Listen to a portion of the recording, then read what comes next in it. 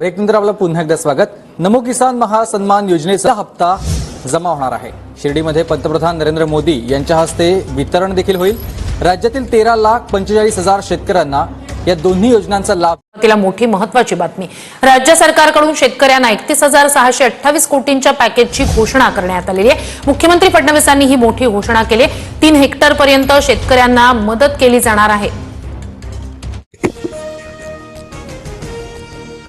ठिबकचे 235 कोटी मार्च अखेर मिळणार शेतकऱ्यांच्या खात्यावरती। 1 लाख शेतकऱ्यांसाठी निधी मंजूर, प्रतीक्षा संपणार। खत नमुने काढणे कामाचे फेरवाटप जेडीएकडे, मनमानीला बसला चाप। कृषी आयुक्तालयाच्या सगळ्यात मोठ्या सूचना जाहीर।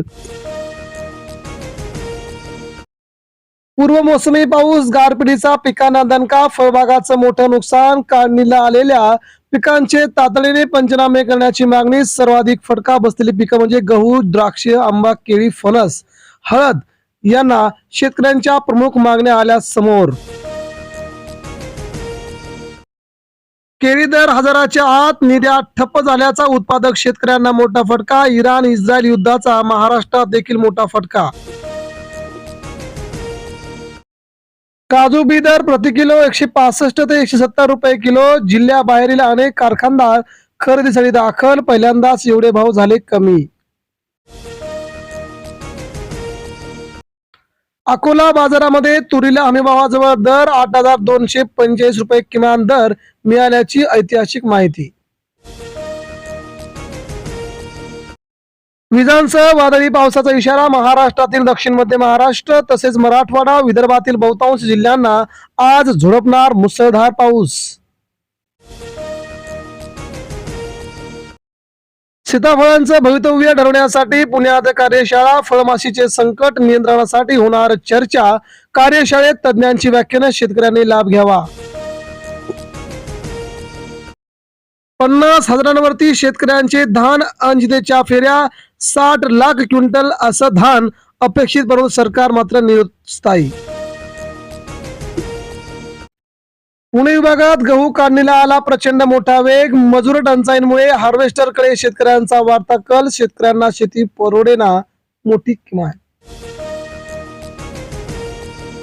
नमोचा 8वा हप्ता पुढील आठवड्यामध्ये राज्य सरकारने नमो शेतकरी महासन्मान निधी योजनेच्या 8व्या हप्त्यासाठी निधी वितरण मंजुरी दिली आहे।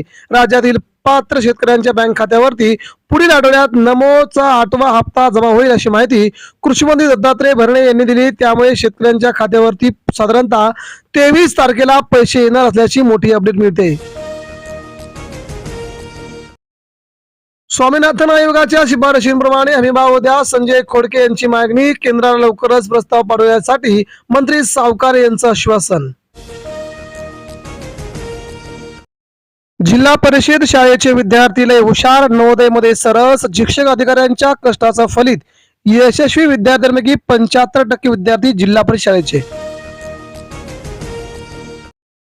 अवकाळीचा तडाखा, जिल्ह्यात वादळी वाऱ्यांसह गारपीट, विविध भागात रब्बी पिकांचं 100% नुकसान। हार्वेस्टर अभि गव्हाचं पीक मातीमोल झाल्याची धक्कादायक माहिती येते समोर। इराणचे गुप्तचर मंत्री इस्माईल खातीब इस्रायलच्या हल्ल्यात ठार। इस्रायलने लेबनॉनवरती केलेल्या हल्ल्यात 12 जण ठार झाल्याची धक्कादायक माहिती समोर। महसूलमध्ये धचा मा करत 1.5 लाख शेतकऱ्यांची फसवणूक, दोषींना सोडणार नाही। महसूल मंत्री बावनकुळे यांची विधानसभेत ग्वाही, महसूल मधील सर्वात मोठी अनियमितता। सोन्याच्या नाण्यांचा खणखणाट, दर प्रतितोळा 1.56 लाखांवरती। गुंतवणुकीसाठी गुढीपाडव्याचा पारंपरिक मुहूर्त साधण्याकडे वाढता कल असल्याची माहिती। खराच्या मंदिरात बड्या राजकीय नेत्यांची हजेरी, हाय प्रोफाईल ज्योतिषांचा शिवनिका संस्थान ट्रस्ट चर्चेत। महिला आयोगाच्या अध्यक्षा रुपाली चाकणकर तिथे गेल्याची माहिती समोर। 33,660 कोटींची भारत औद्योगिक विकास योजना केंद्राकडून मंजूर। देशात 100 औद्योगिक पार्क उभारणार, 15 लाख लोकांना मिळणार रोजगार। आता पाणीदार महाराष्ट्र, दुष्काळाची तीव्रता कमी करण्यासाठी सरकारचं मोठं पाऊल। मुख्यमंत्री देवेंद्र फडणवीस यांचं आव्हान, पाणी फाउंडेशनचा लोकसभागातून मोठा कार्यक्रम जाहीर।